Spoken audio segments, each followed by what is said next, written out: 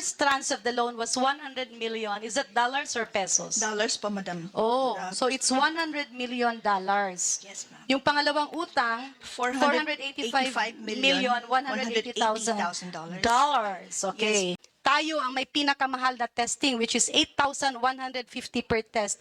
Tama po ba na hindi ka gumalaw? Maging pipi at bigi ka na lang? Sec, hindi po ba sa lahat ng mga testing na ginagawa, there's a WHO formula that is being utilized? Yes, if I recall, that is part of the considerations in the formulation of the testing costs. So, Madam Chair, this... Madam Chair, Yes, I just Direct wanted to interject with your permission that in the initial stage of the pandemic, where there was a scant supply of test kits, the testing cost was clearly very high, but as soon as time went by and supplies and prices started to stabilize, then DOH with PhilHealth started to make the corresponding adjustments. So they started to reformulate the testing fees so that pababa ng pababa as the supplies increased and as the prices stabilized. Thank you, Your Honor. Yeah, Madam Chair, if I bring back the memory of the Honorable Secretary Duque, nababa po ng nababa ang presyo nung paulit-ulit po namin kinakatok ang inyong opisina during the budget deliberations. Because 8,150 per COVID test is exorbitant. Kaya nga po, Madam Chair, if the Honorable Duque is aware that there is a WHO formula being used in computation, this will point to the fact that the test cost should have actually been between 2,000 to 2,500 pesos. Di po ba? So, nagkaroon po nag-take advantage yung iba kasi binigyan na ng presyo na 8,150. So, Madam Chair, may I request the Secretariat for the next hearing, we invite those responsible for computing such. Kasi kawawa naman yung taong bayan na napag-isip na ganun pala kamahal.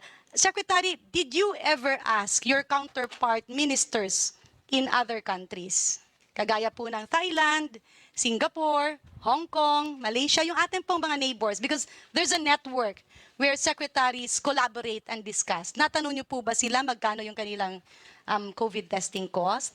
I'm sorry, Madam Chairperson, I don't recall having consulted my contemporaries in the other ministries of health, but I would like to believe that the benefit package or benefit development office of PhilHealth was the responsible office to ensure that the testing fees or costs are sensitive to our people's ability to pay. No? So, yung benefit development office Madam Chair, ang sinasabi po, tinuturo po ni Secretary Duque yung benefit office. But is it not prudent for you as Secretary of Health to oversee? So my next question, Secretary Herbosa, dahil kayo po ay nanungkulan rin sa Departamento ng Kalusugan before. If you were the Secretary of Health during the time of the pandemic at nakikita mo hindi sinunod yung WHO formula, tayo ang may pinakamahal na testing which is 8,150 per test compared to 2,000 pesos sa neighboring countries. What will you do, Honorable Secretary? Thank you, Madam Chair. Usually, even our price of other medical devices and tests increase because of additional VAT, the traders' costs. So when we compare our healthcare costs to other countries, there's a slight markup. So I'll just make sure that the comparable markup is not exorbitant. So you'll also Actually, compare Madam with Chair, other my countries. question was, what are you going to do if you were the Secretary during that time? At nakita nga, kasi ang sinasabi ni Secretary Duque, ang nag-compute daw ay yung isang opisina sa PhilHealth. But of course, he's the chairman of the board. At alam na alam lahat yung cost nun. Kasi malawakan na naririnig yon. So my question is, tsaka SecTed, ang VAT po ay 12% lang. So we're talking about 2,000 pesos versus 8,150. Siguro naman, hindi naman po yun yung customs duties, taxes, and VAT. So my question is, having been with the Department of Health. And now that you are Secretary, and as Secretary of Health, you oversee, you're the Chairman of the Board of PhilHealth. Susundin mo lang ba ang sinabi ng isang opisina, oh, nag-compute kami, ganito, meron namang WHO formula. We agree, Madam Chair, no? We have to look at all costs. Tama din naman yung sinabi ni former Secretary Duque na at the beginning there was scarcity of all these tests so that the prices Madam Chair, even pasensya na po. from sources Sec, was if higher. with due courtesy, please answer my question directly. Napakasimple po ng tanong ko. Tama po ba na hindi ka gumalaw, maging pipi at bigi ka na lang, na alam mo namang napakamahal ng testing at inaabuso ng PhilHealth and inaabuso yung taong bayan kasi may pandemya? My question is, 8,150 ang binigay, suggested, recommended testing cost. Recommended yan eh. Kasi hindi naman ikaw ang nagde-decide. As head of the agency, will you just accept it? That can be answerable by yes or no. No, we'll not just accept it. We'll have to study it and compare with both local and international costs. In fact, at that time, ang mababa po, pinakamababa po was the Philippine Red Cross na testing rates. Yeah, Madam Chair, may I request the Honorable Herbosa to please answer all our questions directly and avoid going around the bush because this is a serious hearing. Moving forward, Madam Chair, ang sinabi ni Secretary Duque kanina is pandemic, mahirap, walang supply. Tama naman po yun. But is it not, Secretary Duque, that the government is the most powerful institution in a country? In fact, any hospital or any clinic will have difficulty surviving if they are not accredited by PhilHealth or the government. So yung sinabi nyo hindi kaya ng gobyerno, kasi yung stock nasa mga pribadong sektor lang. But we were seeing in the news that the authorities were actually raiding the private businessmen for this. So ano po ang comment nyo dito?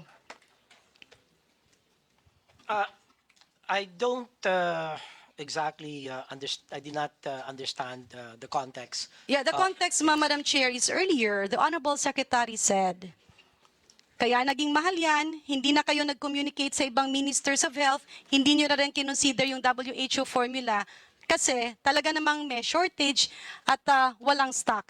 Pero kung walang stock, bakit kaya ng private sector magpa-test?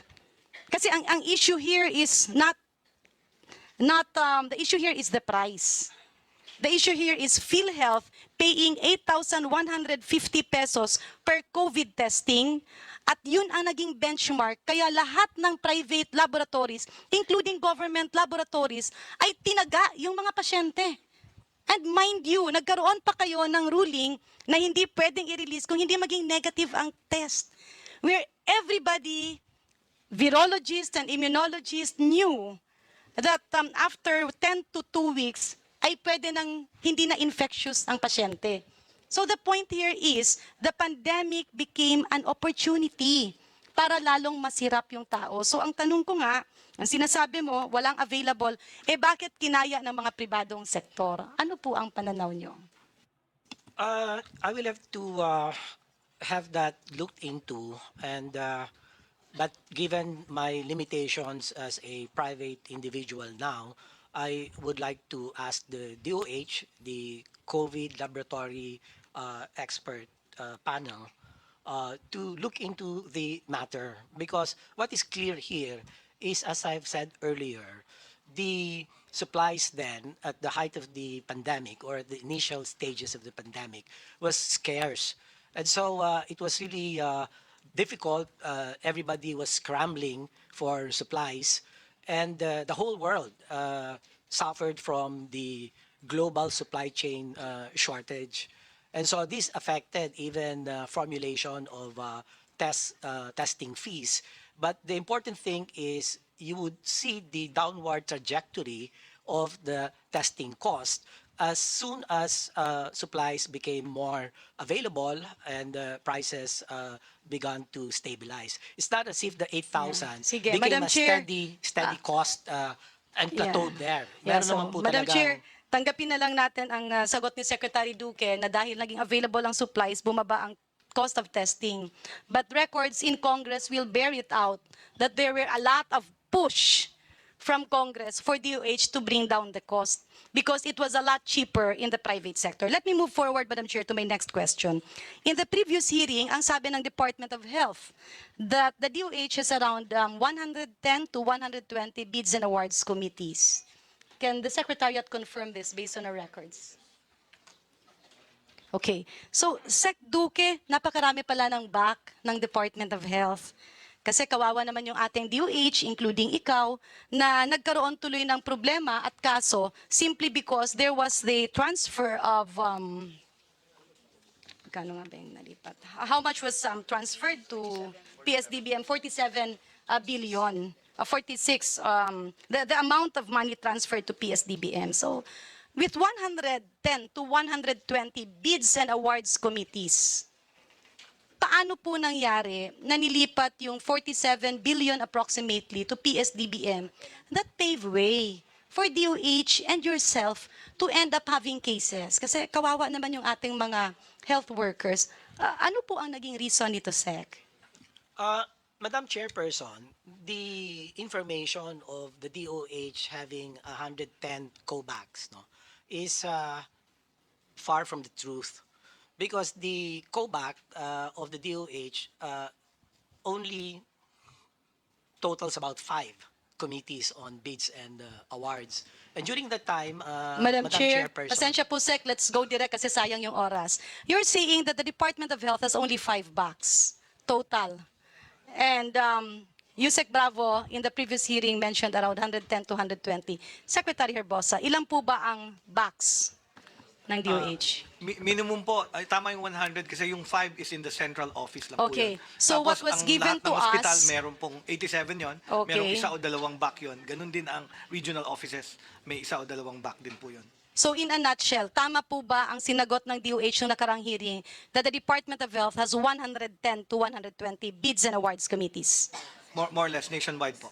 What the Secretary Duque said. yeah, I was referring to only the central office callback, Madam Chairperson. Follow-up But- question, Madam Chair. Bakit po ipipilit nyo yung central office back, even with 5 bucks? Eh, hindi po ba ang Department of Health, when you bid, kasama po yan lahat, including yung hospital bucks, regional bucks, attached agency bucks? Your Honor, Madam Chairperson, at that time, we were really scrambling for supplies. It would be too simplistic to assume that at the initial stages of the pandemic, there were sufficient local suppliers to provide the much needed COVID supplies, and in particular, the personal protective equipment. So, wala. Dahil at the time, nag-lockdown tayo. So, Madam Tapos, Chair, ang sinasabi ni Secretary Duque, pag DOH ang nagpabid, walang stock. Pag PSDBM ang nagpabid, merong stock. Ganun po ba ang aming pagkaintindi? Because you're telling us that there was scarcity of suppliers, so you have to transfer the funds to PSDBM. Pareho naman kayong ahensya ng Pilipinas. What makes PSDBM special that you have to course all the biddings through that agency rather than Department of Health, who has the technical expertise? we actually, our callbacks remained functional. And in fact, they did. So why transfer, Secretary, 47 billion to PSDBM and put the career of DOH people on the firing range? The answer to that, Madam Chairperson, is that the transfer was precisely effected and approved by the IATF, NTF, and endorsed to the President to So, Madam transfer Chair, may I to move that the PSDBM. Secretary provide us with the documents and the minutes of the meeting showing the directive of the IATF to transfer the money from DOH to PSDBM? I will review the records, Madam Chairperson, and I will. Teka, Madam Chair. There's a motion. Do I hear a second? All right. Hearing no objection, the motion is carried. Okay. So, Madam Chair, we will go back to that issue in the subsequent hearings. My last question to Secretary Duque. Sec, pasensya na, Sec, ha, kasi nalito kami nung previous hearing. Supposedly, hindi naman ito yung topic. Pero nagulat po kasi kami nung nasabing, can you confirm this? 71 billion ang inutang natin Is that only for vaccines or is that for the whole COVID response? The total loan. May 43 pa. 71. 71 plus 45.3 of the 45. Can I just have a minute, Madam Chairperson, as I have to get the figures from my staff, just for a while. Okay, so kindly verify. Honorable Garin, based on my memory, two figures emerged in the last hearing. There's 71 billion and 45.3 billion. And of the 45.3 billion, I believe 43 billion was returned. Madam Chair, may I request that the BIHC Director, Sudhya Kal, be given the floor, Madam Chair. Thank you. As Ms. Aleli, you have the floor. Thank you po, Madam Chair, and thank you, Secretary Duque. Yes, the Philippines made 6 loans from 3 from the aid. No, I will explain later. Some of these are just part of the 2 major or parent loans, one from the World Bank and one from the Asian Development Bank. So there is the Philippine COVID-19 Emergency Response Project, or the PSERP, wherein we made a loan of 100 million. We have the PSERP additional financing Sorry, Madam Chair. Yes. The Philippine COVID Emergency Response project po. Project. That's a PSERP po. Okay. And then, so the first tranche of that is worth $100 million. The second one, the PSERP additional financing, which is worth $485,180,000. And then the PSERP 2 additional financing worth $300 million, which was eventually canceled in September 2023. Madam Chair, sandali lang po ha. Nasanay kasi ako sa pesos. Sorry po. So, yeah.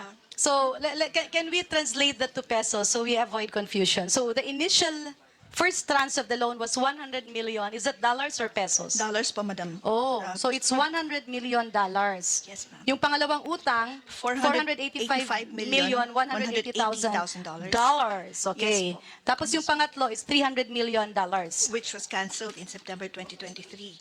And then, Was it canceled completely? Yes, Madam. Yes, Madam Congressman Garin po. Okay. And then we have the HEAL, or the Health System to Enhance and Limit COVID-19 project.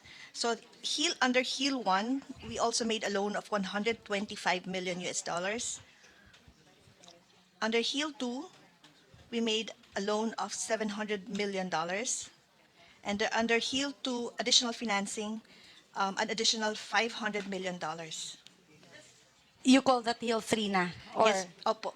so it's Hill 1, 2, 3. Hill 1, $125 million. Hill 2, $700 million. Hill 3, $500 million. Opo. So any other loan? No, yun lang po, Madam. So that would be a Congresswoman Garin. total of 3, 4, 8, 10. In pesos.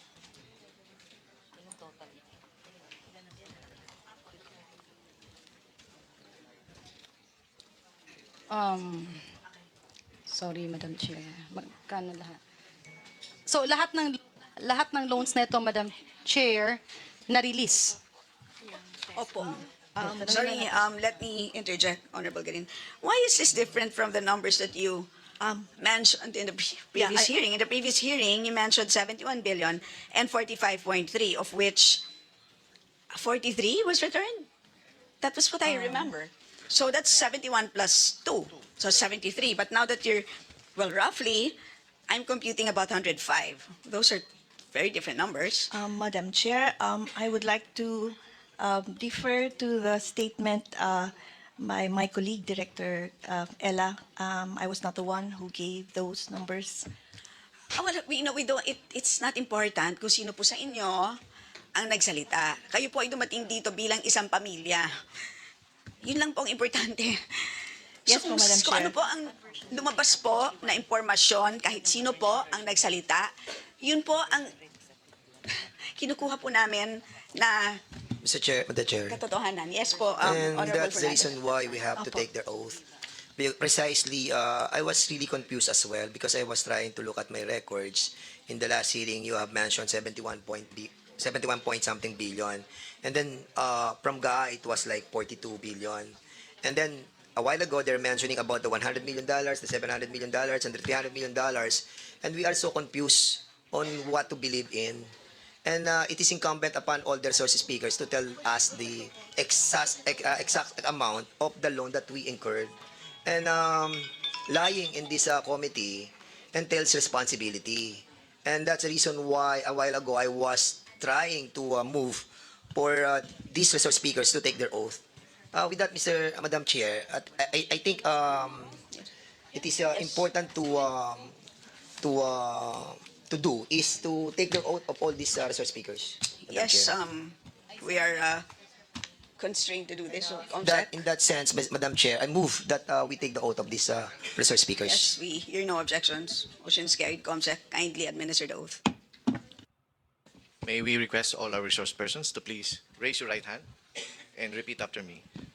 Do you swear to tell the truth and nothing but the truth in this committee meeting?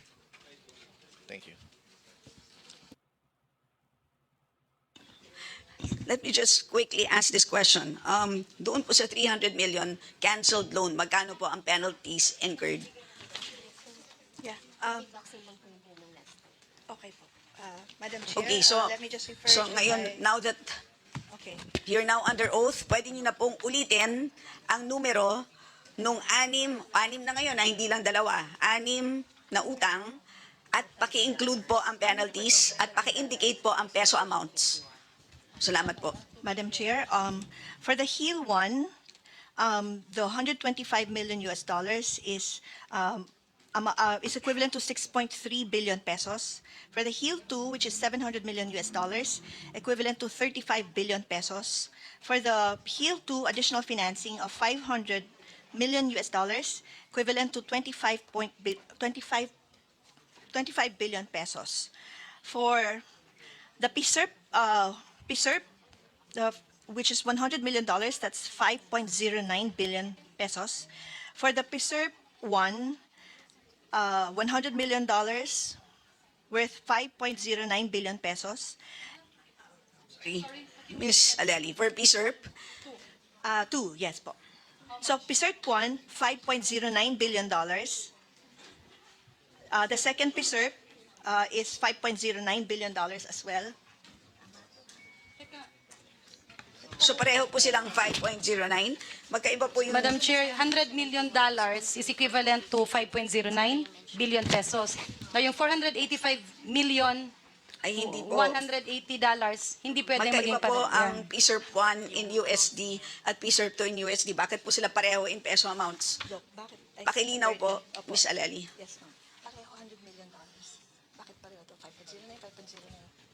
Wait, mali. Yes. Madam Chair, our apologies. We are recomputing. We have them in dollars, but yun po, you're correct po. Bakit parehong 100? Apologies, but we will send the final conversion. Just open your calculator and compute it. Yeah, Madam Chair, quick interjection. Pardon me for my ignorance. Hindi kasi ako sanay umutang ng dollars, pesos lang eh. So, if you borrow, let's say my rough computation here is around $2.21 billion. When you borrowed, the peso to dollar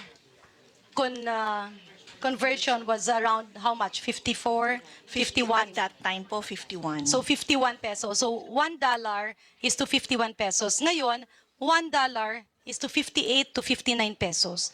Ang ibig po bang sabihin, yung equivalent ng peso na ito ay hindi na ganito because nag-shoot up na siya? Honorable Congressman Garin, the banks have a system of computing po. They call it the LIBOR or the... So what's the system of computation? Do you base it on the peso-dollar conversion rate during that time or you base it during the current time?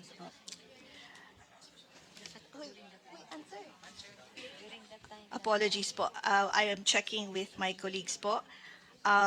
These amounts po are being paid by the Bureau of Treasury. So Yeah, Madam Chair, WH I'm really sorry, is not but the one the- computing, but we will check po. Yeah, please answer the question directly. Napakasimple po ng tanong. Kung umutang tayo ng $2.21 billion, in 2021 and 2022 at ang conversion rate ay 51 pesos. At ngayon, magbabayad si Maria Tuan de la Cruz dito. Ito ay magiging times 58 pesos po ba? And in other words, your computation of billions pesos is not accurate anymore.